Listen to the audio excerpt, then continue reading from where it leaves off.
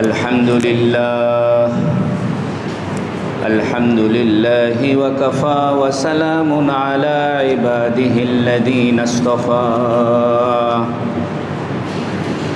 الحمد لله الذي وحده والصلاة والسلام على من لا نبي بعده وبشانه قال جل وعلا إن الله وملائكته يصلون على النبي يا أيها الذين آمنوا صلوا عليه وسلموا تسليما اللهم صل على محمد وعلى آل محمد كما صليت على إبراهيم وعلى آل إبراهيم إنك حميد مجيد اللهم بارك على محمد وعلى آل محمد كما باركت على إبراهيم وعلى آل إبراهيم إنك حميد مجيد أما بعد فأعوذ بالله من الشيطان الرجيم بسم الله الرحمن الرحيم سل بني إسرائيل كم آتيناهم من آية بينة ومن يبدل نعمة الله من بعد ما جاءته فإن الله شديد العقاب আলহামদুলিল্লাহ আল্লাহ তাবারাক ওয়া তাআলার বড় মেহেরবানি যে আল্লাহ রব্বুল ইজ্জত দীর্ঘ এক মাস পরে আবার রব্বুল আলামিন আমাদেরকে আল্লাহর ঘরে বসে আল্লাহর কোরআন শোনার তৌফিক দান করেছেন, বলুন আলহামদুলিল্লাহ। আজকে আমরা যে আয়াতটি তেলাওয়াত করেছি এটা সূরাতুল বাকারার 211 নম্বর আয়াত। এই আয়াতে একটি শানে নুজুল বা প্রেক্ষাপট রয়েছে, সেটি হলো রাসূলুল্লাহ সাল্লাল্লাহু আলাইহি ওয়াসাল্লামের আগমন সম্পর্কে তৌরাত কিতাবে লিখিত ছিল। তৌরাত এটা ইনজিল এবং জবুরের আগের কিতাব। তৌরাত কিতাবটাই এটা ছিল মুসা আলাইহিস সালামের উপরে নাজিলকৃত কিতাব। এই কিতাব এক মজবুত কিতাব হিসেবে নাজিল হয়েছিল এবং এই কিতাবের ভিতরে অনেক বিধিবিধান, শরীয়তের নিয়ম কানুন, বিশেষ করে রাসূলুল্লাহ সাল্লাল্লাহু আলাইহি সাল্লামের আগমনের বার্তা, রাসূল সাল্লাল্লাহু আলাইহি সাল্লামের পরিচয়, আখিরি নবী নবী আলাইহিস সালাম কেমন হবেন, তার চরিত্র কেমন হবে, তার আখলাক কেমন হবে, এই বিষয়গুলো তাওরাত কিতাবে লিখিত ছিল। তো তাওরাতের এই লিখিত বিধান ইহুদিরা, বনি ইসরাইল, তারা এটাকে পরিবর্তন করে ফেলেছিল নিজের খেয়াল খুশি মতো। সে কারণে আল্লাহ পাক এই আয়াতটি নাজিল করেছেন। আরেকটি কারণ হলো যে আল্লাহ পাক ইহুদিদেরকে অনেক নিয়ামত দিয়েছিলেন, যেমন মান্না সালোয়া দিয়েছিলেন।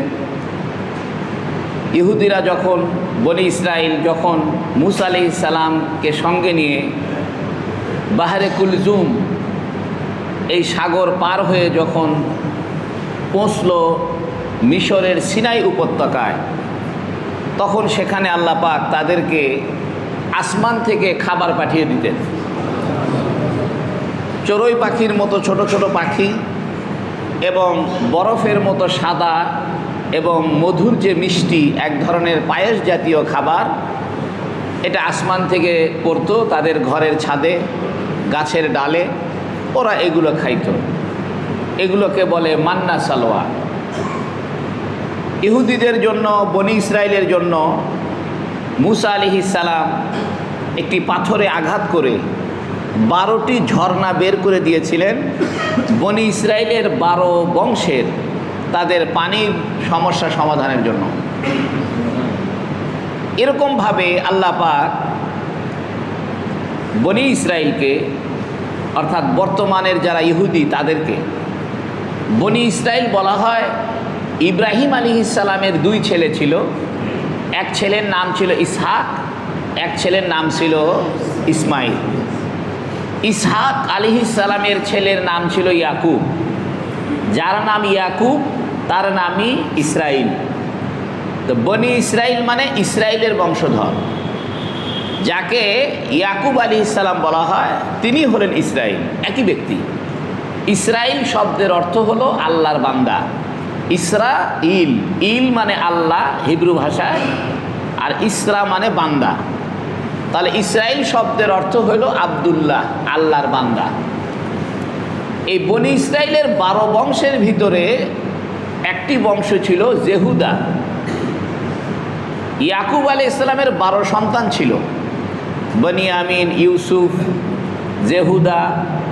এই 12 সন্তানের এক সন্তানের ছেলে পেলে যাদের পূর্বপুরুষের নাম হলো জেহুদা বা ইয়াহুদা, সেই বংশের লোকদেরকে পরবর্তীতে নিজেরা নিজেদেরকে নাম করেছে ইহুদি। কিন্তু এদের বংশ অনেক বড় বংশ ছিল। 12 সন্তানের বংশ মিলে হলো বনি ইসরাইল।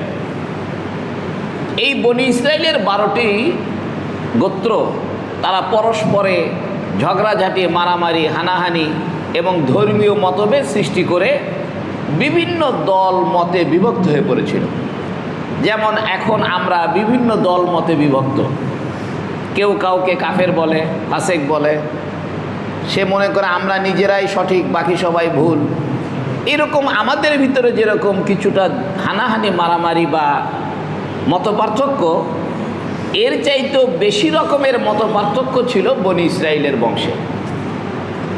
তো এই মতপার্থক্যের কারণে তারা নিজেরা নিজেদের মতো করে তাদের তৌরাত উল্টাপাল্টা করত, নিজেদের মতো করে তৌরাতকে সাজিয়ে নিত, নিজেদের মতো করে তৌরাতের ভাষ্য, তৌরাতের ব্যাখ্যা বা এটার যে বিবরণ, এটাকে পরিবর্তন করে ফেলেছিল। আল্লাহ পাক সেই কথা বলছেন যে তোমাদেরকে আমি নিয়ামত দিলাম, বিশেষ করে 2টি নিয়ামত। একটি নিয়ামত হলো, সবচেয়ে বড় নিয়ামত দিলাম রাসূলুল্লাহ সাল্লাল্লাহু আলাইহি সাল্লাম সম্পর্কে তোমাদের তৌরাতে বলে দেওয়া হলো, কিন্তু তোমরা এটা পরবর্তীতে পরিবর্তন করে ফেললে। আর তোমাদেরকে আমি সিনাই উপত্যকায়, মিশরের সিনাই উপত্যকায় নিয়ামত দিলাম, মান্না সালোয়া দিলাম, পানির ব্যবস্থা করলাম, তোমাদের জন্য অনেক নিয়ামত আল্লাহ দিলেন। এগুলোর পরিবর্তে তারা হেদায়েতকে গ্রহণ না করে কুফরিকে গ্রহণ করল। তাই আল্লাহ পাক বলছেন, সালবানি ইসরাইল, হে নবী আপনি বনি ইসরায়েলকে জিজ্ঞাসা করেন। অর্থাৎ নবীর যুগে যারা ইহুদি ছিল, বনি ইসরায়েল ছিল, তাদেরকে আল্লাহ বলছেন যে হে নবী আপনি তাদেরকে জিজ্ঞাসা করেন। সালবানি ইসরাইল, হে নবী আপনি বনি ইসরায়েলকে জিজ্ঞাসা করেন, কাম আতাইনাহুম মিন আয়াতিন বাইয়িনাহ, আমি কত সুস্পষ্ট নিদর্শন তাদেরকে দিয়েছিলাম। অর্থাৎ তৌরাতের ভিতরে রাসূলুল্লাহ সাল্লাল্লাহু আলাইহি সাল্লামের আগমনের বিষয় স্পষ্টভাবে বলেছিলাম এবং তাদেরকে অনেক নিয়ামত আমি দিয়েছিলাম। এরা এই নিয়ামতকে অস্বীকার করেছে। বিশেষ করে রাসূল সাল্লাল্লাহু আলাইহি সাল্লাম আগমনের পরে নবীকে তারা অস্বীকার করেছে এবং যে নিয়ামত আমি তাদেরকে দিয়েছিলাম, এর নিয়ামত খেয়ে খেয়ে তারা আল্লাহর শুকরিয়া আদায়ের পরিবর্তে নাফরমানি করেছে।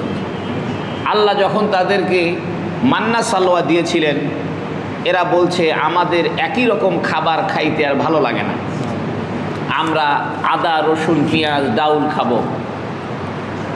তখন আবার মান্না সালোয়া তাদের থেকে উঠে নেওয়া হয়। এবং আল্লাহ বলেছিলেন যে তোমরা মান্না সালোয়া এটা জমা করে রাখিও না, যতটুকু খাইতে পারবা খাইবা, এটা আগামীর জন্য জমা রাখার দরকার নাই, আগামীতে আমি আবার দিব।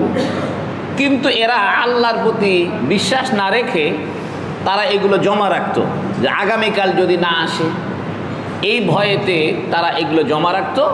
তাই আল্লাহ বলছেন, হে বনি ইসরাইল, তাদেরকে যেন নবী আলাইহিস সালাম জিজ্ঞাসা করে, সালবানি ইসরাইল, হে নবী আপনি বনি ইসরাইলকে জিজ্ঞাসা করেন, কাম আতাইনাহুম মিন আয়াতিন বাইয়িনা, আমি কত স্পষ্ট নিদর্শন তাদেরকে দিলাম।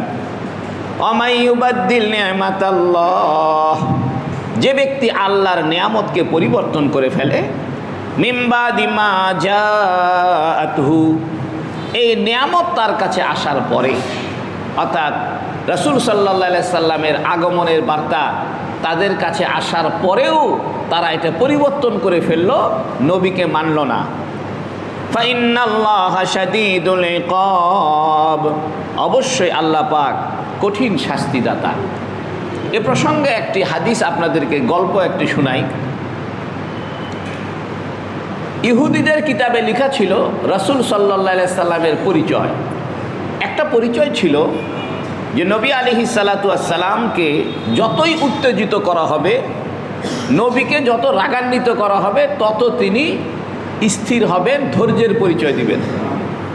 এটা লেখা ছিল। এক ইহুদি নবী আলাইহিস সালাতু ওয়াস সালাম ইহুদির কাছ থেকে কিছু খেজুর ধার নিয়েছিলেন 1 মাসের জন্য। নবী আলাইহিস সালাম যে খেজুর ধার নিয়েছিলেন, এটা নবী নিজের জন্য নিয়েছিলেন না, গরিব সাহাবীদের জন্য খেজুর ধার করেছিলেন। রাসূল সাল্লাল্লাহু আলাইহি সাল্লামের মসজিদ নববীতে সুফা নামক একটি জায়গা আছে। ওই জায়গায় সাহাবায়ে কেরাম কোরআন হাদিস শিখতেন। এদের কোনো কামাই রোজগার ছিল না। বড়লোক সাহাবীরা খেজুরের কাঁদি কেটে কেটে এনে মসজিদের বারান্দায় ঝুলিয়ে রাখত। এরা ক্ষুধা লাগলে সেখান থেকে খেজুর পেরে পেরে খাইত। এর মধ্যে আবু হুরায়রা রাদিয়াল্লাহু আনহু এই মাদ্রাসার ছাত্র, সুফা মাদ্রাসার ছাত্র। বেশ কিছুদিন হলো আর কেউ খেজুর দিয়ে যাচ্ছে না। তখন নবী আলাইহিস সালাম সাহাবীদের খাবারের উদ্দেশ্যে খেজুর ধার করলেন ইহুদির নিকট থেকে। এখান থেকে একটা মাসলা বের হলো যে ধার করা জায়েজ আছে।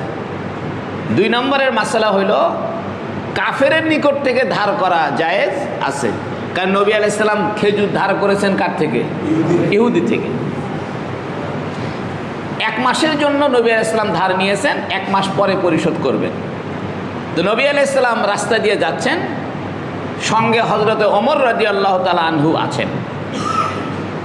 তখন ওই ইহুদি, যে ইহুদির নিকট থেকে নবীজি খেজুর ধার করেছিলেন, ওই ইহুদিও ওই রাস্তা দিয়ে আসতেছে। তো যখন নবীর সঙ্গে রাস্তার মাঝামাঝি দেখা হয়েছে, তখন ইহুদি নবীর উপরে সেই গরম যে মুহাম্মদ, তোমরা সময় মতো পাওনা পরিশোধ করো না,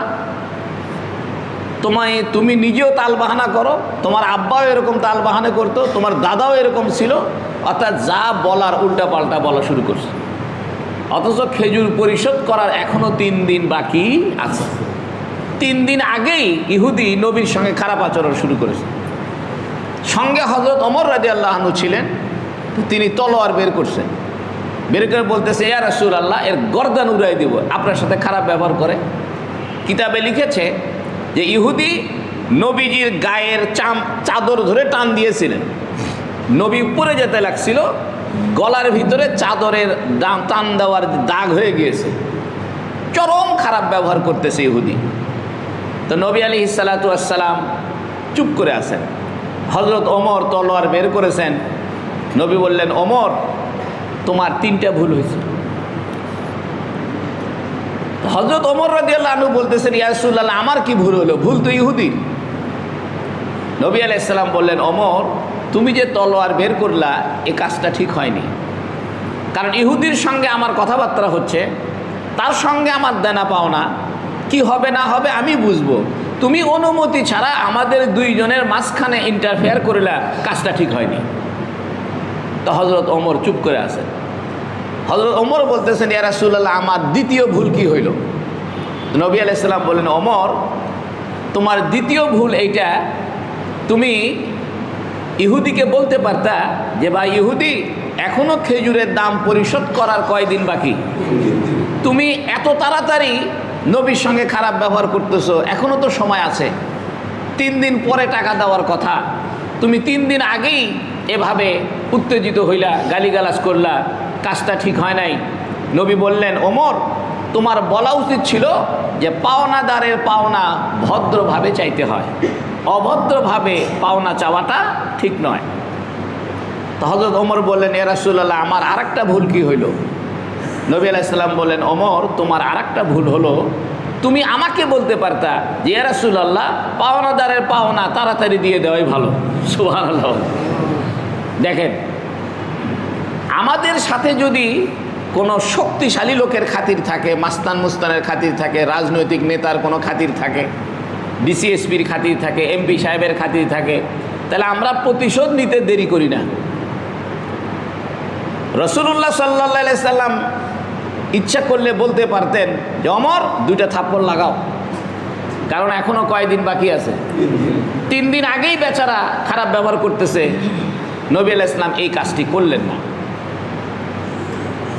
তখন হযরত রাসূল সাল্লাল্লাহু আলাইহি সাল্লাম হযরত ওমরকে বললেন, ওমর তোমার বাড়িতে কি খেজুর আছে? তো হযরত ওমর বললেন, ইয়া রাসূলুল্লাহ, আমার বাসায় কিছু খেজুর আছে।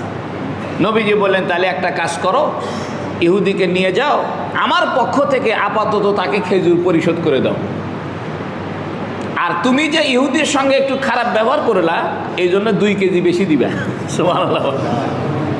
দেখেন বিচারটা, দেখেন পরিস্থিতিটা, দেখেন আমরা হইলে প্রতিশোধ নিতাম যে এখনো কয়দিন বাকি। নবী ফয়সালা দিলেন যে তুমি পাওনাদারের পাওনা তার হয়তো আগে ভাগে দরকার, এখনো 3 দিন বাকি, অসুবিধা কি? 3 দিন আগেই হয়তো তার দরকার হয়েছে, আপাতত তুমি তোমার পক্ষ থেকে খেজুর দিয়ে দাও, আমি তোমাকে পরে দিয়ে দিচ্ছি। আর তুমি যে খারাপ ব্যবহার করলা, তলোয়ার বের করলা, এই জন্য 2 কেজি বেশি দিবে। 2 কেজি না, 3 কেজি, 1 সা। সা মানে 3 কেজি, 3 থেকে 3.5 কেজি। এখান থেকে একটা কথা বোঝা যায় যে পাওনাদারের পাওনা আগে ভাগে দিয়ে দেওয়া ভালো। হয়তো আপনি কারো থেকে কোনো কিছু নিয়েছেন, 10 তারিখে দিবেন, 5 তারিখে দিয়ে দেওয়া ভালো। 3-4 দিন আগে দিয়ে দিলে লোকটা খুশি হবে, আপনার বিশ্বস্ততা বাড়বে যে লোকটাকে টাকা ধার দেওয়া যায়, সময় আসার আগেই টাকা দিয়ে দিল, বিশ্বস্ততা বাড়বে, লোকটা খুশি হবে। তো হযরত ওমর ইহুদিকে বলতেছে, ভাই ইহুদি, চলো, ভুল আমারই হয়েছে, চলো খেজুর দিয়ে দিচ্ছি, চলো। তখন ইহুদি বলতেছে, ইয়া রাসূলুল্লাহ, আমার খেজুরের দরকার নাই, আমার একটা কথা আছে। তখন নবী আলাইহিস সালাম বললেন, তোমার আবার কি কথা? তুমি খেজুর পাইবে, আমার সঙ্গে তুমি উল্টাপাল্টা বললা, খেজুর নিয়ে যাও।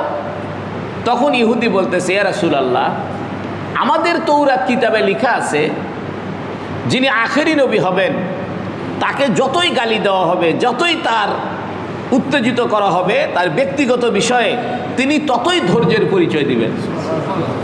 আমি অনেক দিন ধরে অপেক্ষায় ছিলাম। আমাদের কিতাবে লেখা আছে, যিনি আখেরি নবী হবে তার নাম হবে মুহাম্মদ, আপনার নাম মুহাম্মদ। যিনি আখেরি নবী হবেন তার বাবার নাম হবে আব্দুল্লাহ, আপনার বাবার নামও আব্দুল্লাহ। তিনি এতিম হবেন, আপনি এতিম। এগুলো সব কথা মিলে গেছে, কিন্তু একটা কথা আমার পরীক্ষা করতে বাকি ছিল, সেটা হলো যে আমাদের তৌরাত কিতাবে লেখা আছে, আখেরি নবীর সঙ্গে তার ব্যক্তিগত বিষয়ে যদি খারাপ আচরণ করা হয় তিনি রাগান্বিত হবেন না, ধৈর্যের পরিচয় দিবেন। তা আমি এটা পরীক্ষা করার জন্য অপেক্ষায় ছিলাম।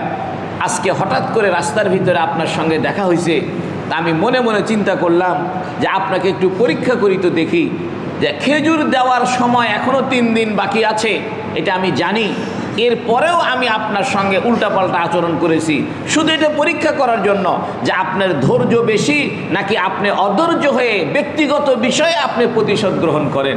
ইয়া রাসূলুল্লাহ, আমার পরীক্ষা করা শেষ হয়েছে, আমার বুঝতে আর বাকি নাই। তৌরাতে যে নবীর কথা লেখা ছিল যে নবীর সঙ্গে ব্যক্তিগত আচরণে খারাপ ব্যবহার করলে তিনি ধৈর্যের পরিচয় দিবেন, সেই রসুলই আপনি রসুল। আপনার হাতটা বাড়ায় দেন, আমাকে কলেমা পড়ে মুসলমান বানায় দেন। তখন ইহুদি ইসলাম গ্রহণ করে। আমার এই হাদিসটা বলার উদ্দেশ্য হলো যে তৌরাত কিতাবে রাসূলুল্লাহ সাল্লাল্লাহু আলাইহি সাল্লামের জীবন বৃত্তান্ত লেখা ছিল। তাই আল্লাহ বলছেন সাল বানি ইসরাইল, হে নবী আপনি বনি ইসরাইলকে জিজ্ঞাসা করেন, কাম আতাইনাহুম মিন আয়াতিম বাইয়িনা, আমি কত সুস্পষ্ট প্রমাণ তাদেরকে দিয়েছিলাম, সুস্পষ্ট নিদর্শন দিয়েছিলাম। ওয়ামাই ইউবাদদিল নি'মাতাল্লাহ, যে ব্যক্তি আল্লাহর নিয়ামতকে পরিবর্তন করে, অর্থাৎ রসুলের বিবরণকে পরিবর্তন করে দেয়, রসুলকে ঈমান আনে না, মিন বাদি মা জাআতহু, তার কাছে এই সুস্পষ্ট নিয়ামত আসার পরে, ফাইন্নাল্লাহা শাদীদুল ইকাব, জেনে রাখো অবশ্যই আল্লাহ কঠিন শাস্তিদাতা। এর দ্বারা বোঝা গেল নিয়ামতের পরিবর্তন করতে নাই, নাশুকরি করতে নাই। ইহুদিদেরকে আল্লাহ পাক নিয়ামত দিয়েছিল মান্না সালোয়া, তারা এটাকে পরিবর্তন করতে চাইছে, এটা ঠিক নয়। এর দ্বারা বোঝা গেল আল্লাহ যদি কাউকে কোনো নিয়ামত দান করেন, এ নিয়ামতের শুকরিয়া আদায় করা দরকার, এটা পরিবর্তন না করা উচিত। মনে করেন আল্লাহ কাউকে কোনো ব্যবসা দিয়েছেন কোনো একটা মাধ্যমে, মনে করেন একজন তেলের ব্যবসা করে বা চিনির ব্যবসা করে, তো চিনির ব্যবসার মাধ্যমে সেই লোকটা বড়লোক হয়েছে। এখন বড়লোক হওয়ার পরে সে চিন্তা করতেছে, আরে চিনির ব্যবসা মানুষ করে, এগুলো 2 নম্বরই ব্যবসা, এগুলো একটা ব্যবসা হলো, বাদ দাও, এটা নিয়ামতের নাশুকরিয়া। যে মাধ্যমে আল্লাহ আপনাকে বড়লোক বানাইলো, অথবা যে প্রতিষ্ঠানে লেখাপড়া করে আপনি আলেম হইলেন, যাদের অনুগ্রহে আপনি বড় হইলেন, তাদেরকে ভুলতে নাই। ইহুদিরা এইটাই ভুলে গেছে। রাসূল সাল্লাল্লাহু আলাইহি সাল্লামের উসিলায় আল্লাহ তাদেরকে নিয়ামত দিয়েছে, মান্না সালোয়া দিয়েছে, এবং তাদের কিতাবে লেখা ছিল যে আখেরি নবীকে তোমরা মানলে তোমরা নিয়ামত পাইবা, কিন্তু তারা নিয়ামতকে পরিবর্তন করেছে। তাই আল্লাহ বলছেন সাল বানি ইসরাইল, হে নবী বনি ইসরাইলকে জিজ্ঞাসা করেন, কাম আতাইনাহুম মিন আয়াতিম বাইয়িনা, আমি কত সুস্পষ্ট নিদর্শন তাদেরকে দিয়েছিলাম, তারা এই নিদর্শনকে পরিবর্তন করেছে, এই নিয়ামতগুলোকে পাল্টিয়ে ফেলেছে। ওয়ামাই ইউবাদদিল নি'মাতাল্লাহ, যে ব্যক্তি আল্লাহর নিয়ামতকে পরিবর্তন করে, মিন বাদি মা জাআতহু, তার কাছে ওই নিয়ামত আসার পরে, ফাইন্নাল্লাহা শাদীদুল ইকাব, অবশ্যই আল্লাহ পাক শাস্তি দিবেন, কঠিন শাস্তি দিবেন যারা নিয়ামতকে পরিবর্তন করে।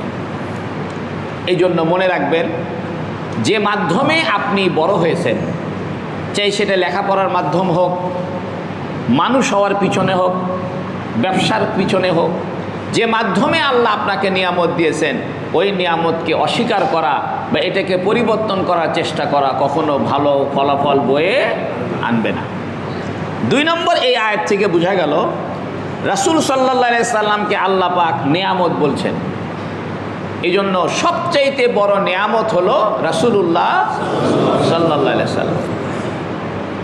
কাউকে যদি জিজ্ঞাসা করা হয় যে আপনার জীবনে সবচেয়ে বড় নিয়ামত কি, আমাদের জীবনে সবচেয়ে বড় নিয়ামত হলো রাসূলুল্লাহ সাল্লাল্লাহু আলাইহি সাল্লাম। কারণ রাসূলুল্লাহ সাল্লাল্লাহু আলাইহি সাল্লাম ছাড়া আমরা ঈমান পাইতাম না, আল্লাহকে চিনতাম না। আমাদের জান্নাতে যাওয়া রসুলের নিয়ামতের উপর নির্ভরশীল, আমাদের জান্নাতে যাওয়া রসুলের সুপারিশের উপর নির্ভরশীল। জান্নাতের চাবিটা রসুলুল্লাহর হাতে। কবরের ভিতরে রসুলুল্লাহ সম্পর্কে জিজ্ঞাসা করা হবে। মৃত্যুর সময়ও রসুলুল্লাহর কলেমাকে স্বীকৃতি না দিলে ঈমান গ্রহণযোগ্য হবে না। এই জন্য সবচাইতে বড় নিয়ামত কে? রাসূলুল্লাহ সাল্লাল্লাহু আলাইহি সাল্লাম। এরপরের আয়াতে আল্লাহ বলছেন, ইহুদিরা বিশেষ করে বলতো যে তোমরা যদি সঠিক ধর্মের পথে হও তাহলে আল্লাহ তোমাদেরকে ধনী বানাইল না কেন? কারণ বেলাল, আম্মার, ইয়াসের এসব গরিব সাহাবী ছিল। রাসূলুল্লাহ সাল্লাল্লাহু আলাইহি সাল্লামের প্রতি যারা ঈমান এনেছিলেন এদের অধিকাংশই ছিলেন গরিব। তো ইহুদিরা কথা বলতো যে তোমরা যদি সত্যিকার অর্থে ধনী হয়ে থাকো, তোমরা যদি সঠিক পথের পথিক হয়ে থাকো, তাহলে আল্লাহ তোমাদেরকে নেয়ামত দিল না কেন, ধনী লোক বানাইল না কেন? সেই প্রসঙ্গে আল্লাহ পাক বলছেন, যুইনা লিল্লাযীনা কাফারুল হায়াতুদ দুনিয়া ওয়া ইয়াসখারুনা মিনাল্লাযীনা আমানু ওয়াল্লাযীনা তাকাও ফাওকাহুম ইয়াওমাল কিয়ামা আল্লাহু ইয়ারযুকু মান ইয়াশাউ বিগাইরি হিসাব। যুইনা লিল্লাযীনা কাফারু হাল হায়াতুদ দুনিয়া, দুনিয়ার জীবন কাফেরদের জন্য সুসজ্জিত করে দেওয়া হয়েছে। দুনিয়ার জীবন কাফেরদের জন্য সুসজ্জিত করে দেওয়া হয়েছে। ওয়াসখরুনা, তারা ঠাট্টা করে, মিনাল্লাযীনা আমানু, ইমানদারদেরকে দেখে। ইমানদারদেরকে দেখে বলে, তোমরা যদি সঠিক পথে থাকো, তোমাদের রাসূল যদি সঠিক হয়, তোমরা এত গরিব কেন? তাই আল্লাহ বলছেন, যুইনা লিল্লাযীনা কাফারুল হায়াতুদ দুনিয়া, দুনিয়ার জীবন কাফেরদের জন্য সুসজ্জিত করে দেওয়া হয়েছে, জাঁকজমকপূর্ণ করা হয়েছে। ওয়াসখরুন, এই কাফেররা ঠাট্টা করে কাদেরকে? মিনাল্লাযীনা আমানু, ইমানদারদেরকে। যারা ঈমান এনেছে এদেরকে ঠাট্টা করে বলে, হ্যাঁ তোমরাই যদি ভালো হইবা। যেমন বর্তমানে অনেকে বলে যে আপনারা এত নামাজ পড়েন, এত রোজা রাখেন, কই আপনারা তো ধনী না, কষ্টে আছেন। বরং যারা ধনী মানুষ, গুলশান বনানীতে থাকে, কোটি কোটি টাকার মালিক, এরা নামাজও পড়ে না, ধর্মকর্ম তত পালন করে না। সেই কথা এই কথা বলতেছেন। তখন আল্লাহ এই কথা বলতেছেন, যুইনা লিল্লাযীনা কাফারুল হায়াতুদ দুনিয়া, কাফারু আল হায়াতুদ দুনিয়া, দুনিয়ার জীবন কাফেরদেরকে সুসজ্জিত করা দেওয়া হয়েছে। ওয়াসখরুনা, তারা ঠাট্টা করে, তারা বিদ্রূপ করে। ওয়াসখরুনা মিনাল্লাযীনা আমানু, ইমানদারদেরকে দেখে তারা ঠাট্টা করে। আল্লাহ বলছেন কি দেখেন, ওয়াল্লাযীনা তাকাউ ফাওকাহুম ইয়াওমাল কিয়ামাহ, যারা মুত্তাকি, তাকওয়া অবলম্বন করে, কিয়ামতের দিন আল্লাহ তাদেরকে ওই কাফেরদের উপরে জায়গা দিবেন। সুবহানাল্লাহ। ওয়াল্লাহু ইয়ারযুকু মান ইয়াশাউ বিগাইরি হিসাব। আল্লাহু ইয়ারযুকু, আল্লাহ পাক রিজিক দান করেন, মান ইয়াশা, যাকে চায়, বিগাইরি হিসাব। এখান থেকে বোঝা গেল রিজিক দুই প্রকার। এক ধরনের রিজিক আছে মানুষকে আল্লাহ পরীক্ষা করার জন্য তার অবাধ্যতা বৃদ্ধির কারণ বানায়। আর এক ধরনের রিজিক হলো রিজকান তৈয়্যিবা, পবিত্র রিজিক, যে রিজিকটা অল্প কিন্তু তার জীবনের জন্য বড় সুখকর, তার জীবনের জন্য এটা আনন্দদায়ক। এই জন্য ইমানদারদের রিজিক কম হইতে পারে, কিন্তু এই রিজিকের ভিতরে প্রশান্তি আছে। আর কোটি কোটি টাকার মালিক কাফেররা বা বদ্দিন বদমাইশেরা, এরা কোটি কোটি টাকার মালিক হওয়ার পরেও এদের রিজিকে, এদের অন্তরের কোনো প্রশান্তি নাই। তাই আল্লাহ বলছেন, যুইনা লিল্লাযীনা কাফারুল হায়াতুদ দুনিয়া, দুনিয়ার জীবন কাফেরদেরকে সুসজ্জিত করে দেওয়া হয়েছে। ওয়াসখরুনা মিনাল্লাযীনা আমানু, এই কাফেররা ইমানদারদেরকে ঠাট্টা করে। আরে ঠাট্টা করো না, কিয়ামতের দিন দেখবা যাদেরকে ঠাট্টা করছিলা এরাই তোমাদের উপরের আসনে বসে আছে। ওয়াল্লাযীনা তাকাউ, যারা তাকওয়া অবলম্বন করে, ফাওকাহুম ইয়াওমাল কিয়ামা, কিয়ামতের দিন এরা এদের উপরে থাকবে। আল্লাহু ইয়ারযুকু মান ইয়াশাউ বিগাইরি হিসাব, আল্লাহ পাক রিজিক দান করে যাকে চায় হিসাব ছাড়া। দুটো কথা বুঝাইল, যদি কেউ তাকওয়া অবলম্বন করে আল্লাহ তাকে রিজকে তৈয়্যিবা দান করবেন, এমন রিজিক দিবেন যে রিজিক তার জীবনের জন্য আনন্দদায়ক হবে।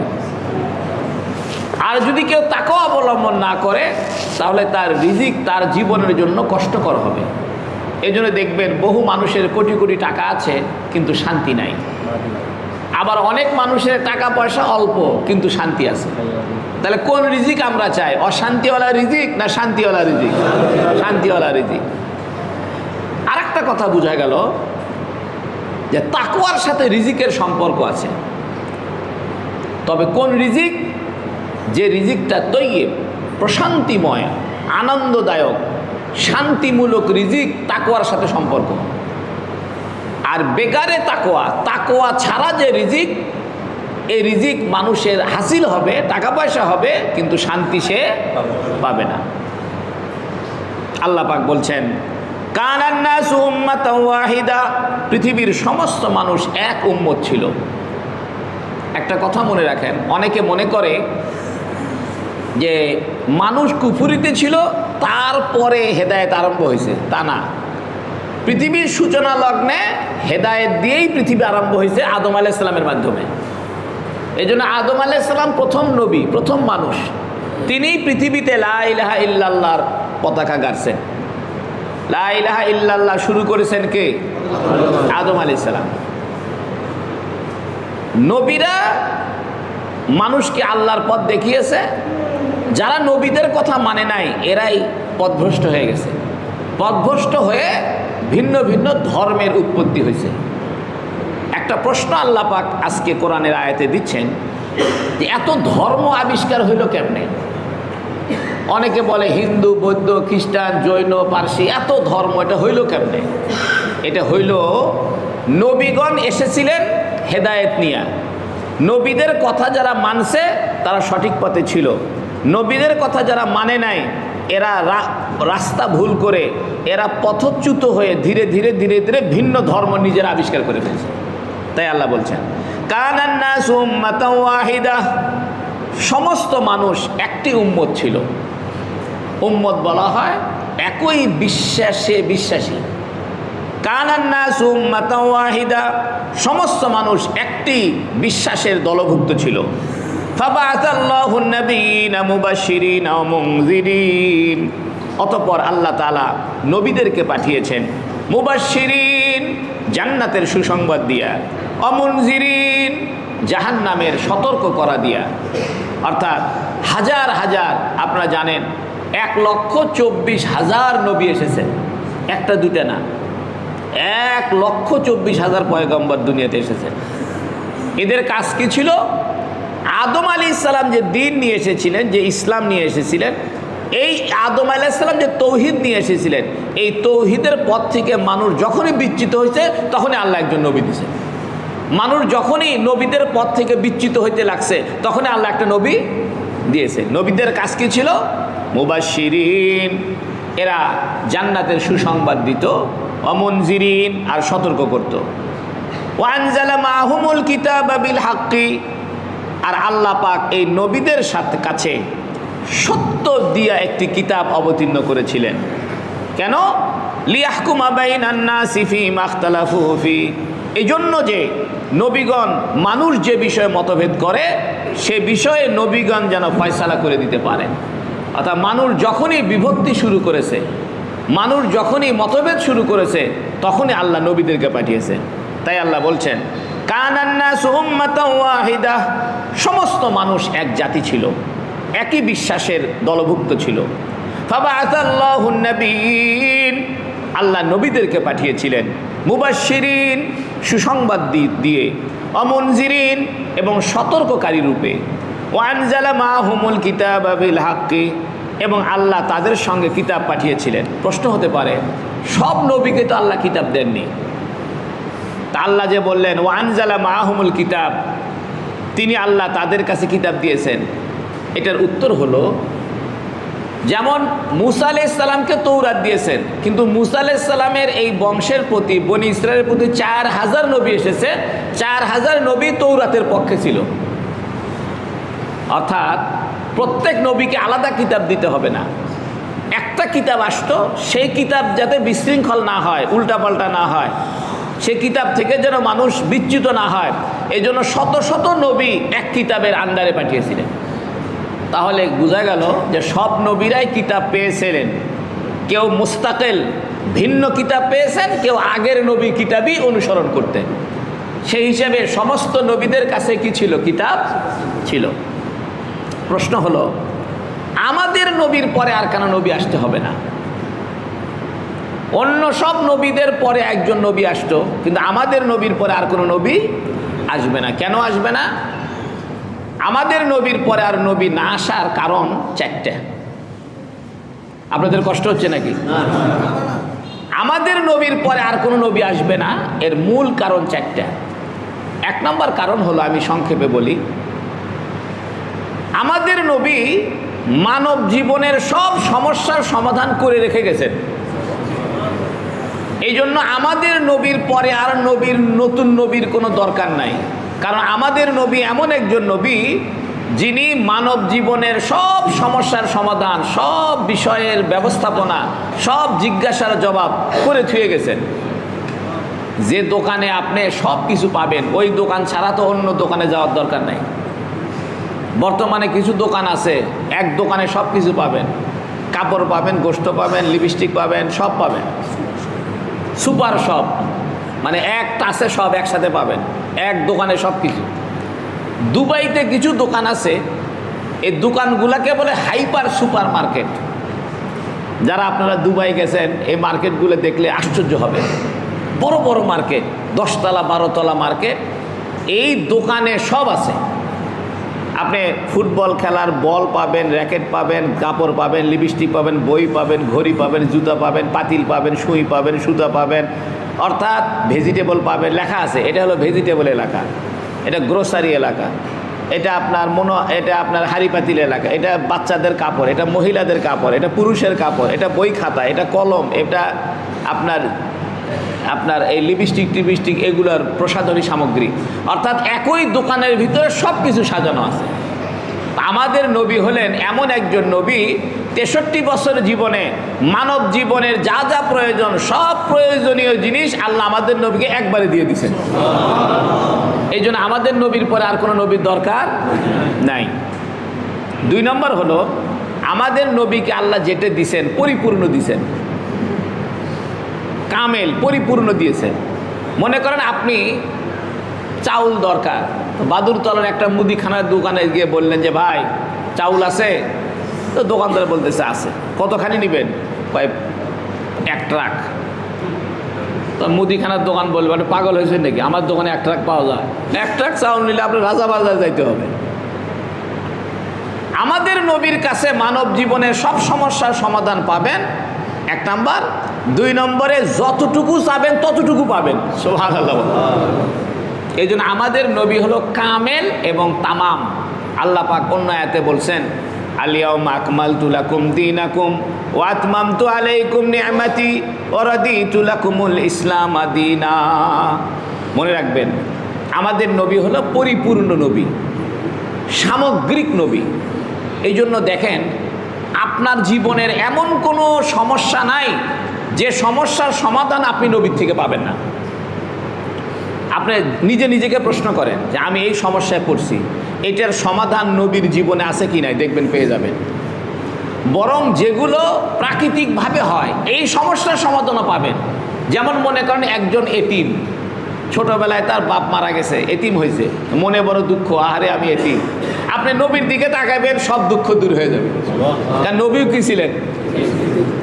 আপনি মনে করেন যে আপনার বাড়িতে খাবার নাই, খাওয়া দাওয়ার অভাব, আপনি মনে মনে চিন্তা করেছেন হায় রে মহা বিপদে পড়েছি, খাবার নাই, কোনো সমস্যা নাই। নবীর দিকে তাকাবেন, নবীর বাড়িতেও 3 মাস 2 মাস কোনো চুলাই জ্বলেনি। আপনি হয়তো আপনার পা ভেঙে গেছে, অসুস্থ হয়েছেন, মনে মনে দুঃখ, আহারে আমি অসুস্থ। নবীও অসুস্থ হয়েছে, নবীরও পা ভেঙে গেছিল, ঘোড়ায় উঠতে গিয়ে পা ভেঙে গেছিল। এই জন্য মানব জীবনে মানুষের এমন কোনো সমস্যা নাই যে সমস্যার সমাধান আমাদের নবীর জীবনে পাবেন না।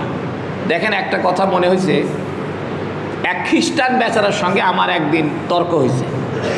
তো খ্রিস্টান বলতেছে ঈসা নবীর কথাও তো কোরআনে আছে, আপনারা তো ঈসা নবীকে মানেন? আমি যে হ্যাঁ মানি। তো ঈসা নবীর পরে আর আপনাদের নবীর দরকার কি? ঈসা নবী তো আগে, অর্থাৎ আমরা আগেরটা ধরে আছি, পরেরটা নাই ধরলাম। আমি বললাম দেখেন, শেষ নবী হওয়ার জন্য এমন যোগ্যতা থাকতে হবে যিনি সব মানব জীবনের সব সমস্যার সমাধান করবে। আমি বললাম আপনি বিয়ে করছেন? তো বেচারা বলতেছে হুজুর বিয়ে করছি। আমি বললাম কোথায় বিয়ে করলেন? কয় গির্জায়। আমি যে ভালো, কোন নিয়মে বিয়ে করলেন? ঈসা আলাইহিসসালামের পদ্ধতিতে, তাই না? কারণ আপনি ঈসা আলাইহিসসালামের উম্মত, ঈসা আলাইহিসসালাম যে পদ্ধতি বিয়ে করছে সেই পদ্ধতিতে আপনাকে বিয়ে করতে হবে। বলে হ্যাঁ হুজুর। আমি বলে মিথ্যা কথা বলেন না, ঈসা আলাইহিসসালাম বিয়েই করে নাই। ঈসা আলাইহিসসালাম কি করে নাই? যে নবী বিয়ে করে নাই সেই নবীর উম্মত বিয়ে করার পদ্ধতি সেই নবীর থেকে জানতে পারবে না। ঈসা আলাইহিসসালাম যুদ্ধ করেনি, যুদ্ধ করার নিয়ম নীতি আপনি খ্রিস্টানরা তাদের নবীর থেকে দেখাতে পারবে না। কিন্তু আমরা রাসূলুল্লাহ সাল্লাল্লাহু আলাইহি সাল্লাম থেকে মানব জীবনের, ব্যক্তি জীবন, পারিবারিক জীবন, সামাজিক জীবন, রাষ্ট্রীয় জীবন, যুদ্ধ জীবন, ব্যবসা বলেন, পররাষ্ট্রনীতি বলেন, স্বরাষ্ট্রনীতি বলেন, যুদ্ধ বলেন, ব্যবসা বলেন, পরিবার বলেন, যা কিছু আছে সব আপনি আমাদের নবীর থেকে দেখাইতে পারবেন। এই জন্য আমাদের নবীর পরে আর কোনো নবীর দরকার নাই। তিন নম্বরে, এক নম্বর হলো আমাদের নবীর জীবনে সব কিছু পাবেন, সামগ্রিক পরিপূর্ণ জামে। দুই নম্বর, আমাদের নবীর ভিতরে যেটা পাবেন এটা পরিপূর্ণ পাবেন, অর্ধেক অর্ধেক না। এই জন্য নবী আলাইহিস সালাম এমন হাদিস বর্ণনা করে গেছেন যে একটা পূর্ণাঙ্গ ব্যবসা বাণিজ্য পরিচালনার নীতি হাদিস থেকে পেয়ে যাবেন। পারিবারিক জীবনের সব কথাবার্তা হাদিস থেকে পেয়ে যাবেন। রাষ্ট্র পরিচালনার সকল নিয়ম নীতি আপনি হাদিস থেকে পেয়ে যাবেন। পররাষ্ট্র নীতি কেমন হবে এটা সব হাদিস থেকে পেয়ে যাবেন। অর্থাৎ মানব জীবনের জন্ম থেকে মৃত্যু পর্যন্ত এমন কোনো বিষয় নাই যে বিষয়টা আপনি নবী থেকে পাবেন না। দেখেন, আপনাকে বলি, আপনি সকালে ঘুম থেকে উঠে কী করবেন এটা হাদিসে পাবেন। আপনি বাথরুমে যাবেন, বাথরুমে যাওয়ার নিয়ম কি এটা হাদিসে পাবেন। তারপরে হাত মুখ ধুবেন কেমনে, অজু করবেন কেমনে এটা পাবেন। নাস্তা খাইবেন কেমনে সেটা পাবেন। কাপড় গায়ে দিবেন কেমনে সেটা পাবেন। জুতা পরবেন কেমনে সেটা পাইবেন। বিয়ে করবেন কেমনে সেটা পাইবেন। সহবাস করবেন কেমনে সেটা পাইবেন। খানা খাইবেন কেমনে সেটা পাইবেন। অর্থাৎ মানব জীবনে যা যা করতে হয়, একজন মানুষের জন্ম থেকে মৃত্যু পর্যন্ত যত কাজকাম করতে হয় সব কাজকাম আমার নবী দেখায় দিয়ে গেছে। এই জন্য আমাদের নবীর পরে আর কোনো নবীর দরকার নাই। এক নম্বর হলো আমাদের নবীর জীবনে সব কিছু পাবেন। দুই নম্বরে, আমাদের নবীর জীবনে যা পাবেন এটা পূর্ণাঙ্গ পাবেন, অর্ধেক না, ত্রুটিযুক্ত নয়, ত্রুটিমুক্ত। তিন নম্বরে, আমাদের নবীর জীবন এটা 1400 বছর পরেও সংরক্ষিত আছে। আমাদের নবীর জীবন 1400 বছর পরেও সংরক্ষিত আছে। নবীর জন্মের সময় কি হয়েছে, মৃত্যুর সময় কি হয়েছে, কয়টা যুদ্ধ করছে, কয়টা বিয়ে করছে, দেখতে কেমন ছিল, চোখ কেমন ছিল, নাক কেমন ছিল, সব বিবরণ আছে। কিন্তু অন্য কোনো নবীর পূর্ণাঙ্গ জীবনই সংরক্ষিত নাই। খ্রিস্টানদেরকে যদি বলা হয় তোমাদের ঈসা নবীর কবর কোথায়, তাই তো বলতে পারবে না। খ্রিস্টানদেরকে যদি বলা হয় ঈসা নবীর কবর কোথায়, বলতে পারে না এরা। কারণ আল্লাহ ঈসা নবীকে কোথায় নিয়ে গেছেন? আসমানে নিয়ে গেছেন। খ্রিস্টানদেরকে যদি বলা হয় যে তোমাদের ঈসা নবীর জন্ম থেকে মৃত্যু পর্যন্ত সিরিয়াল করে পূর্ণাঙ্গ জীবনী বলো, পারবে না। এই জন্য আমাদের নবীর জীবন সংরক্ষিত। 4 নম্বরে, আমাদের নবীর জীবনে নবী যা বলে গেছেন সবগুলো কথাবার্তা, সবগুলো আচরণ আজও পর্যন্ত আমলি রূপে এই উম্মত জিন্দা রাখছে। একটা উদাহরণ দিই, দেখবেন কেউ নামাজ পড়ে বুকের উপর হাত বাঁধা, ঠিক না? কেউ নামাজ পড়ে নাভির নিচে হাত বাঁধা। মক্কা শরীফে, মদিনা শরীফে গেলে দেখবেন বহু মানুষ হাত ছাড়িয়ে দিয়ে নামাজ পড়তেছে, দেখছেন না আপনারা? মদিনা শরীফে গিয়ে দেখবেন হাত ছাড়িয়ে দিয়ে নামাজ পড়ে। কেউ হাত ছাড়িয়ে দিয়ে নামাজ পড়ে, কেউ বুকে বাঁধে, কেউ নাভির নিচে বাঁধে, কেউ জোরে আমিন বলে, কেউ আস্তামি বলে, কেউ পা ফাঁক করে দিছে, কেউ সোজা রাখছে। এর কারণ কি জানেন? কারণ হইল রাসূলুল্লাহ সাল্লাল্লাহু আলাইহি সাল্লাম সারা জীবনে যে কাজ করেছেন, এই কাজটা যে সাহাবী দেখেছেন, ওই সাহাবী ওই আমলের উপরে আটকে গেছেন এবং তিনি তার পরবর্তী তাবিদেরকে ওইভাবে শিখাইছেন। এই জন্য নবী আলাইহিস সালামের কোনো কথা, কোনো আমল, কোনো কাজ এটা বন্ধ হয়ে নাই। পৃথিবীতে 4টা মাযহাবের মাধ্যমে, শাফি, মালিকি, হাম্বলি, হানাফি, এই 4 মাযহাবের মাধ্যমে নবীর জীবনের পূর্ণাঙ্গ হাদিস এখনো আমলি রূপে চালু আছে। আপনারা মদিনা শরীফে দেখবেন কোনো মানুষ একামত দিচ্ছে আর মেসওয়াক করতেছে, খেয়াল করেছেন আপনারা? একামত দিচ্ছে আর মেসওয়াক করতেছে, পকেটে মেসওয়াক রাখছে, মেসওয়াক বাইর করে $2 দিয়ে পকেটে রেখে আল্লাহু আকবার দিচ্ছে। কারণ কি জানেন? কারণ হাদিসে আছে, এক হাদিসে আছে নবী আলাইহিস সালাম মেসওয়াক করেছেন, ওযু করেছেন, নামাজ পড়েছেন। তাহলে মেসওয়াকটা আগে, তারপরে ওযু, তারপরে নামাজ। আর এক হাদিসে আছে নবী আলাইহিস সালাম ওযু করেছেন, মেসওয়াক করেছেন, নামাজ পড়েছেন। তাহলে মেসওয়াক কোথায় গেল? মাঝখান ওযুর পরে চলে গেল। এখন সবাই যদি ওযুর আগে মেসওয়াক করে, তাহলে ওযুর পরে মেসওয়াকের যে হাদিস আছে কিংবা নামাজের আগে মেসওয়াক করার যে কথা আছে, এটা তো বন্ধ হয়ে যাবে। এই জন্য আল্লাহ করছে কি, 4 মাযহাবের দ্বারা নবী সাল্লাল্লাহু আলাইহি সাল্লাম সারা জীবনে যত আমল করছেন, প্রত্যেকটা আমল কেউ না কেউ, হয় শাফি, নাই মালিকি, নাই হাম্বলি, নাই হানাফি, কেউ না কেউ এটা আমল করে এখনো পৃথিবীতে চালু রাখছে। অর্থাৎ আমাদের নবীর কোনো কথা মিউজিয়ামে রাখা হয়নি, জাদুঘরে আটকায় রাখছে যে এটা কেউ আমল করে না, এরকম হয়নি। কিন্তু অন্য কোনো নবীর ক্ষেত্রে এটা পাবেন না। অন্য নবীর তো পূর্ণাঙ্গ জীবনই সংরক্ষিত হয়নি, কবরটা পর্যন্ত ঠিক মতো জানা নাই, কবর কোথায়, মুসা আলাইহিস সালামের কবর কোথায় এটা সঠিক জানা নেই, এক একজন এক এক কথা কয়। কিন্তু আমাদের নবীর কবর কোথায়, মারা গেছে কেমনে, ধুয়াইছে কে, কবরে নামাইছে কে, কাফনের কাপড় কোন কাপড় দিয়ে দিছে, কোন কূপের পানি দিয়ে গোসল করাইছে, কে গোসল করাইছে, জানাজার নামাজ কেমনে হয়েছে, সম্পূর্ণ ব্যবস্থাপনা আমাদের নবীর সংরক্ষিত আছে। এই জন্য আমাদের নবীর পরে অন্য কোনো নবীর দরকার নাই। তাই আল্লাহ বলতেছেন কানান নাসু উম্মাতান ওয়াহিদা, সমস্ত মানুষ একই চিন্তার দলভুক্ত ছিল। ফাবাআসাল্লাহুন নাবিয়িনা মুবাশশিরিনা ওয়া মুনযিরিন, আল্লাহ পাক নবীদেরকে পাঠিয়েছেন সুসংবাদদাতা এবং সতর্ককারী রূপে। ওয়া আনজালা মাআহুমুল কিতাবা বিল হাক্কি, এবং তাদের সঙ্গে সত্যরূপে কিতাব অবতীর্ণ করেছেন। কেন? লিয়াহকুমা বাইনান নাস, যাতে করে মানুষের মাঝে এই কিতাবের দ্বারা ফয়সালা করবে। ফীমা ইখতালাফু ফীহ, যে বিষয়ে তারা মতভেদ করে। অর্থাৎ মুহাম্মদ সাল্লাল্লাহু আলাইহি ওয়াসাল্লাম সম্পর্কে যে মতভেদ করতেছে, এই মতভেদের ফয়সালা হয়ে যাবে তাদেরকে, পূর্ববর্তী নবীদেরকে যে আল্লাহ কিতাব দিয়েছে ওই কিতাবের মাধ্যমে আমাদের নবীর আগমনের ফয়সালা হয়ে যাবে। ওয়ামা ইখতালাফা ফীহি ইল্লাল্লাযীনা উতুহু মিন বাদি মা জাআতহুমুল বায়িনাতু বাগিয়াম বাইনাহুম, বড় আফসোস। ওয়ামা ইখতালাফা ফীহি, এই আল্লাহর হুকুমের ব্যাপারে তারা মতভেদ ওই সময়ই করলো যখনই তাদেরকে কিতাব দেওয়া হয়েছে। ওয়ামা ইখতালাফা ফীহি, এতে তারা মতভেদ করে নাই ইল্লাল্লাযীনা উতুহু মিন বাদি মা জাআতহুমুল বায়িনাত, তাদের কাছে সুস্পষ্ট প্রমাণ দেওয়ার পরেই তারা মতভেদ শুরু করলো। অর্থাৎ যখন কোরআন নাজিল হয়ে গেল, মুহাম্মদ সাল্লাল্লাহু আলাইহি ওয়াসাল্লাম এসে গেলেন, তাদের তৌরাতের বর্ণনা অনুযায়ী সঠিক নবী এসে গেলেন, এই নবী আসার পরেই তারা কি শুরু করলো? মতভেদ। অথচ ইহুদিরা আগে বলতো আখেরি নবীর উসিলে দিয়ে তারা দোয়া করত, আখেরি নবীর উসিলে দিয়ে কি করত? দোয়া করত। এবং তারা বলতো আখেরি নবীর উসিলে দিয়ে দোয়া করলে দোয়া কি হয়? কবুল হয়। কিন্তু যখন আখেরি নবী এসে গেল তখন এরা মতভেদ করলো, বাগিয়াম বাইনাহুম, পরস্পরে জিদের পরবশী হয়ে। কি জিদ? যে আমাদের বংশ থেকে নবী আসলো না, নবী আসলো ইসমাইলের বংশে, আমরা মানব না। যেমন রাজনৈতিক দলগুলো, যে দলগুলো যারা প্রতিষ্ঠা করেছে তাদের দলের, তাদের গোষ্ঠীর লোক হলে মানুষ মানে নিবে, তাদের গোষ্ঠীর লোক না হলে মানুষ মানবে না। গোষ্ঠীর লোক দরকার। তো ইহুদিরা বলতেছে যে আমাদের গোষ্ঠীর লোক দরকার, আমাদের গোষ্ঠীর থেকে যেহেতু আসলো না অতএব আমরা মুহাম্মদ সাল্লাল্লাহু আলাইহি ওয়াসাল্লামকে মানব না। ফাহাদাল্লাহুল্লাযীনা আমানু লিমা ইখতালাফু ফীহি মিনাল হাক্কি বিইযনিহি, অতঃপর আল্লাহ পাক হেদায়েত দিলেন সত্য পথের আল্লাহর হুকুমে ওই লোকদেরকে যারা ঈমান এনেছে মতভেদ করার পরেও। অর্থাৎ মতভেদ করার পরেও কিছু কিছু ইহুদি ঈমান এনেছে, কিছু কিছু বনি ইসরাইল নবীর প্রতি ঈমান এনেছে।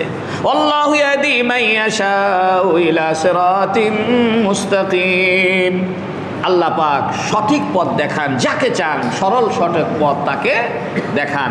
অর্থাৎ হেদায়েতের মালিক কে? আম হাসিবিতুম আন তাদখুলুল জান্নাতা ওয়া লাম্মা ইয়াতিকুম মাসালুল লাযীনা খালাউ মিন ক্বাবলিকুম, এই আয়াতের একটা শানে নুজুল আছে। শানে নুজুলটা কি? খন্দকের যুদ্ধে মুসলমানরা যখন জানতে পারলো ৫ম হিজরিতে যে ১০,০০০ কাফের আসতেছে, তখন মুসলমান একটু ভয় পেল। এবং মদিনাতে আসার পরে মুসলমানদের কিছু জ্বর, অসুখ বিসুখ, আর্থিক কষ্ট দেখা দিল। তখন মদিনা ইহুদিরা বলতেছে, তোমরা যে মক্কা ছেড়ে তোমাদের নবীর সাথে সাথে মদিনা পর্যন্ত আসলে, এসে কি পাইলে? এসে তো খালি জ্বর হয়, তোমাদের টাকা পয়সা নাই, অভাব অনটন, মদিনার জ্বরে তোমরা কাবু হয়ে পড়ছো। তখন আল্লাহ আয়াত নাযিল করতেন, আমা হাসিবিতুম, তোমরা কি মনে করেছো আন তাদখুলুল জান্নাহ, বেহেশতে চলে যাবে, জান্নাতে চলে যাবে, ওয়ালাম্মা ইয়াতিকুম মাসালুল লাযীনা খালাউ মিন ক্বাবলিকুম, তোমাদের পূর্ববর্তী জাতির উপরে যা এসেছিল এরকম মুসিবত ছাড়াই। অর্থাৎ তোমাদের পূর্ববর্তী জাতিকে পরীক্ষা করা হয়েছিল যে সমস্ত মাধ্যমে, সেই পরীক্ষা করা ছাড়াই কি তোমরা বেহেশতে যাইবে? আম হাসিবিতুম, তোমরা কি মনে করেছো আন তাদখুলুল জান্নাহ, যে জান্নাতে চলে যাবে, ওয়ালাম্মা ইয়াতিকুম, অথচ তোমাদের কাছে আসলোই না, মাসালুল্লাযীনা খালাউ মিন ক্বাবলিকুম, তোমাদের পূর্ববর্তী জাতির উপরে যা এসেছিল অনুরূপ মুসিবত না আসতেই, মাসাতহুমুল বাসা, এদেরকে অর্থ কষ্ট স্পর্শ করেছিল, টাকা পয়সার কষ্ট, ওয়াদ-দাররা, শারীরিক কষ্ট, অসুখ বিসুখ, ওয়াজুলজিলু হাত্তা ইয়াকুলার রাসূলু ওয়াল্লাযীনা আমানু মাহু মাতা নাসরুল্লাহ, ওয়াজুলজিলু, তারা প্রকম্পিত হয়ে যেত, কেঁপে উঠত, ভয়ে কেঁপে উঠত, হাত্তা ইয়াকুলার রাসূল ওয়াল্লাযীনা আমানু মাহু, এক পর্যায়ে রসুল এবং রসুলের সঙ্গে যারা ঈমান এনেছে তারা বলতো, মাতা নাসরুল্লাহ, আল্লাহর সাহায্য কখন আসবে। খন্দকের যুদ্ধে এত কষ্ট, খাওয়ার কষ্ট, শারীরিক কষ্ট, সাহাবায়ে কেরাম রসুলকে বলতে, ইয়া রাসূলুল্লাহ, আল্লাহর সাহায্য কখন আসবে। আল্লাহ উত্তর দিচ্ছে, জেনে রাখো, ইন্না নাসরাল্লাহি করিব, অবশ্যই আল্লাহর সাহায্য নিকটবর্তী। সুবহানাল্লাহ। এই জন্য মুসিবতে পড়বে না এমন কোনো ঈমানদার নাই। এটা দুইটা কথা আল্লাহ বলছেন, একটা হলো আর্থিক কষ্ট, একটা শারীরিক কষ্ট। শারীরিকভাবে জ্বর হওয়া, শরীরে রোগ হওয়া, এই দুই পরীক্ষার একটা না একটা পরীক্ষায় আপনাকে পড়তেই হবে। এই জন্য দেখবেন রিক্সাওয়ালাদের ক্যান্সার নাই, বড় লোকের ক্যান্সার। খেয়াল করে দেখছেন, বড় লোকের করোনা হয় মরে সাহেব, রিক্সাওয়ালাদের কোনো করোনা মরনা। রিক্সাওয়ালাদেরকে পরীক্ষা করতেছে আল্লাহ টাকা পয়সা না দিয়ে, আর বড় লোকদেরকে পরীক্ষা করতেছে আল্লাহ অসুখ বিসুখ দিয়ে। এই জন্য হয় অসুখ বিসুখ, না হয় টাকা পয়সার কষ্ট, এই পরীক্ষা আপনাকে পড়তেই হবে। কেউ কেউ দুই পরীক্ষায় একসাথে পড়ে, টাকাও নাই অসুখও, দুই পরীক্ষা কি একসাথে পড়ে। তাই আল্লাহ বলতেছে,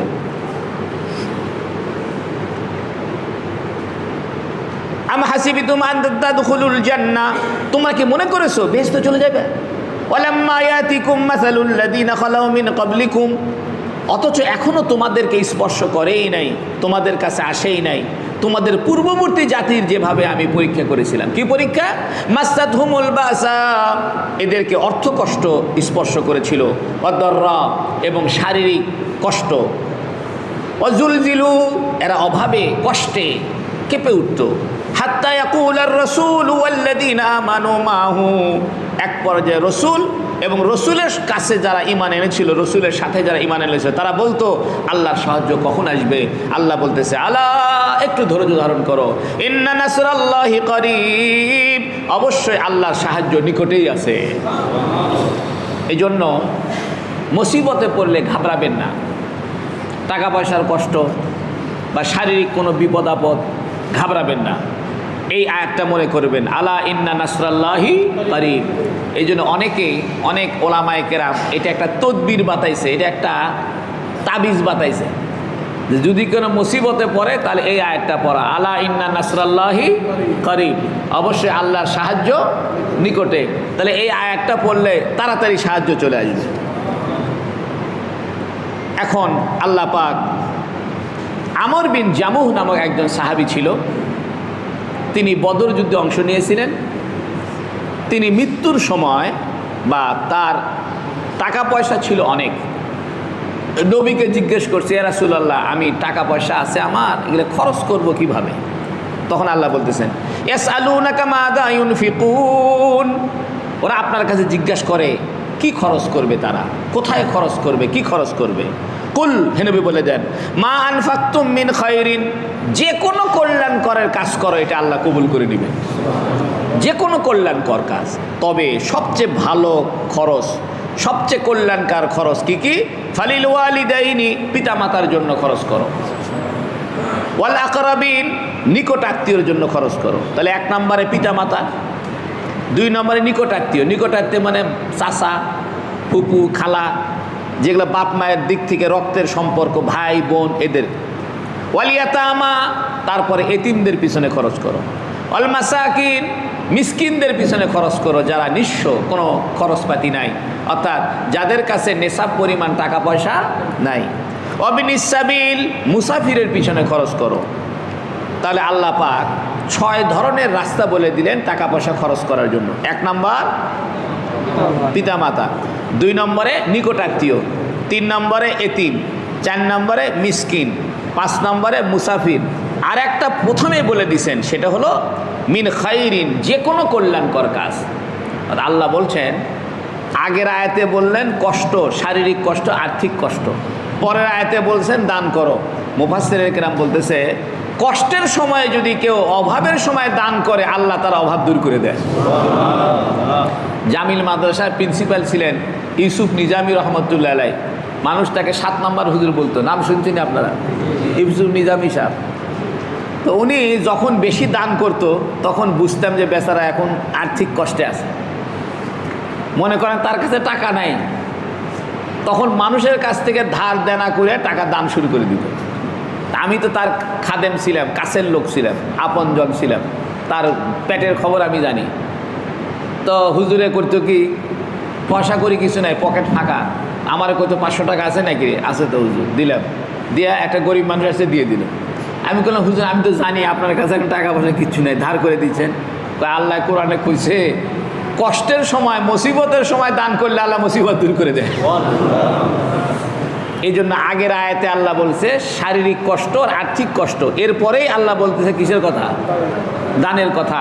অর্থাৎ দান খয়রাত করলে পরে আল্লাহ পাক তার আর্থিক কষ্ট দূর করে, শারীরিক কষ্ট দূর করে। তাই বলতেছে, ইয়াসআলুনাকা মাযা ইউনফিকুন, হে নবী আপনার কাছে তারা জিজ্ঞাসা করে কি খরচ করবে, কোথায় খরচ করবে। কুল মা আনফাকতুম মিন খাইরিন, যে কোনো নেক আমলে খরচ করো, আল্লাহ কবুল করবে, যে কোনো নেক আমল। ফালিল ওয়ালিদাইনি, তবে পিতামাতার জন্য এক অংশ রাখো। ওয়াল আকরাবিন, নিকট আত্মীয়দের জন্য রাখো। ওয়াল ইয়াতীম, এতিমদের জন্য রাখো। ওয়াল মিসকিন, মিসকিনদের জন্য রাখো। ওয়াবনিস সাবিল, মুসাফির, বাড়ি আরেক দেশে, এই দেশে আসছে, বিপদে পড়ছে, তাকে দাও। ওয়ামা তাফআলু মিন খাইরিন ফাইন্নাল্লাহা বিহি আলিম। ওয়ামা তাফআলু, যে কাজই তোমরা করো না কেন, ওয়ামা তাফআলু মিন খাইরিন, যে কোনো নেক আমল করো, ফাইন্নাল্লাহা বিহি আলিম, অবশ্যই আল্লাহ সে নেক আমল সম্পর্কে জানেন। রব্বুল আলামিন আমাদেরকে এই কথাগুলোর উপরে আমল করার তৌফিক দান করুক, বলুন আমিন। আজকে 10ই মুহররম পার হয়ে গেল, জুমার দিন গেল, দোয়া কবুল হওয়ার সময় ছিল। আমরা সবাই সবার জন্য দোয়া করি যেন আল্লাহ রাব্বুল আলামিন আমাদের সকলের বালা মুসিবত দূর করে, বলেন আমিন। দরুদ শরীফ পড়েন, আল্লাহুম্মা সাল্লি আলা মুহাম্মাদ।